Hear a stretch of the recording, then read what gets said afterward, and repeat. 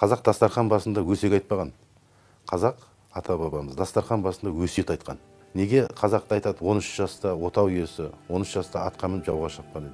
Ол кезде бір білім болған жоқ, бір гарвардтар болған жоқ, кітаптар болған жоқ. Не? Біздің дастархандағы өсиеттің арқасында олар батырлық қалыптасты.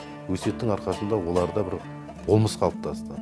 Сондықтан біз өкінішке орай жаңа айттым ғой, құндылықтардың орнын ауыстырып алдық. Біз дүние мен рухтың орнын ауыстырып алдық. Біз дастарханда ішкен жегенімізді айтамыз, өкінішке орай. Дастарханда барған жерімізді айтамыз. Дастарханда жасаған бизнесімізді айтамыз. Дастарханда баламызға сәл де болса көңіл бөлмей қалған ұстаз болатын болса, ұстаздың жаман жағын айтамыз. Ол балдар періште ғой. Ол балдар сіздің әке мен шешенің арасында не болып жатқан әңгіменің бәрін жұтып, санасына ойып, өмір осындай екен ғой деп ойлайды. Сондықтан мен ата-аналарға да қоғамдағы кім болса ол болсын, дастарханда бірінші құндылық бұл өсиет айту керек.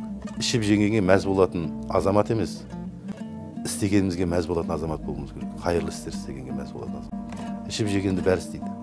Бірақ қайырлы істеп, артынан із қалдыратын азаматтар болатын болса, оны көріп өскен ұрпақ, мен ойлаймын, жаман болмайды деп. Сенмен болашақ идеясы қоғамға сіңсе, біз қазақ елі